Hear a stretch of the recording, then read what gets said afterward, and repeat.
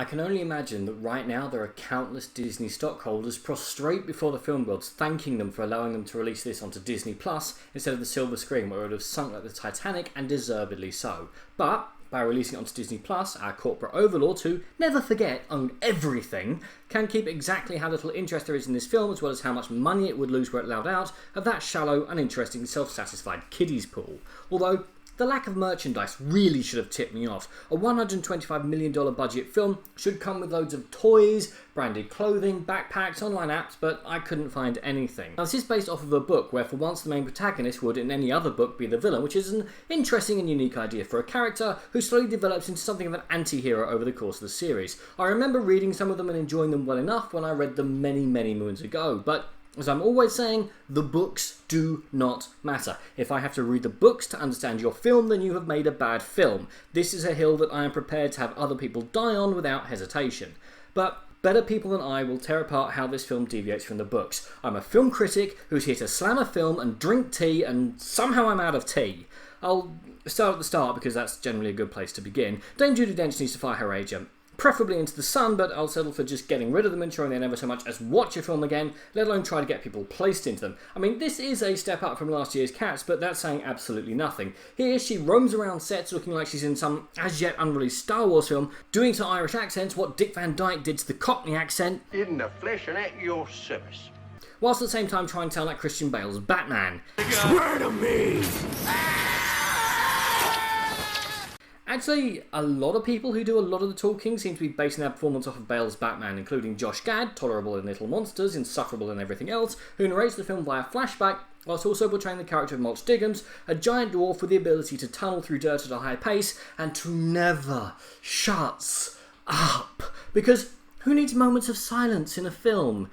Before going on, would you like to know the film's plot? Well, so would I. The original's book author has said it's Die Hard with fairies. Welcome to the party, pal! The director, Sir Kenneth Branagh, apparently intended the character of Artemis Fowl to be like Michael Corleone in The Godfather, to which I say, look how they massacred my boy.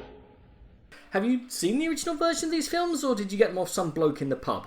Back when we could still go to pubs, of course. Now, as far as I could puzzle out from this film that's more a franchise style than an actual film in its own right, good luck with that by the way, the plot is your bog-standard MacGuffin hunt with ticking clock, I think. IMDb tells me that Artemis Fowl, a young criminal prodigy, hunts down a secret society of fairies to find his missing father, which I guess could be the plot? There's also some drivel about an evil fairy who wants to take over the world, but that's such a non-presence in the plot that it could just be a generic kidnapper after cash instead of a thing that can apparently do anything you desire but will kill any human that uses it.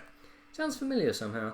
Oh, and did I mention that most of this film takes place in one house? It's a nice house to be sure, but given that this film shows us a world beneath our feet, it feels like a bit of a cop-out. I mean, it's not like you didn't have the budget to show us some more of this world. Also, the film's got maybe 3 action sequences. One that featured heavily in the trailer was over before I could blink, and the other 2 are just the same action sequence, apart from one takes place in Italy and the other in that flaming house. Also, the one in Italy could be removed completely, except for the fact that it has arguably the film's most interesting moments that don't involve Judi Dench throwing out one-liners. She spews out 2, neither of which is worth the price of admission. Stop getting your hopes up. The kid who plays the lead has never acted in a feature film before, and still hasn't. I mean, I'm sure his mum is proud, but he says his line and then the camera holds on him for a few seconds as if that's the gotcha line for the film's trailer, which, since this film is simply a massive teaser trailer for the never going to happen sequels, feels appropriate somehow. Anything else? Oh! The main female lead has gone from protagonist to supporting character, as well as being accused of whitewashing due to being physically described in the book series as having nut brown skin of a coffee complexion, and the actor on screen, Laura McDonnell, being white. Even at 93 minutes, this feels padded, and as much as I dislike the flashback framing device, it does make sense for the sheer amount of exposition that gets dumped on us. I'm sure there is a more elegant way to do this, but that would have meant a longer runtime, so I'm happy to compromise. I didn't care about anyone on the screen as the characterisation was frankly shocking. People's motivations and relationships seemed to change in a heartbeat, meaning either there was a massive hatchet job done behind the scenes, or the script for this was frankly in need of a lot more work. Growing up, one of Sir Kenneth Branagh's favourite films was Chitty Chitty Bang Bang, 1968, and allegedly he used it as a template for Artemis Fowl. Again, dude, check that you have seen the actual film and not a dodgy knockoff. Here we are, children. Come and get your lollipops. Also, despite being told repeatedly that Fowl is a criminal mastermind, we never actually see much evidence of that. Even a few anecdotal stories would be acceptable at this point.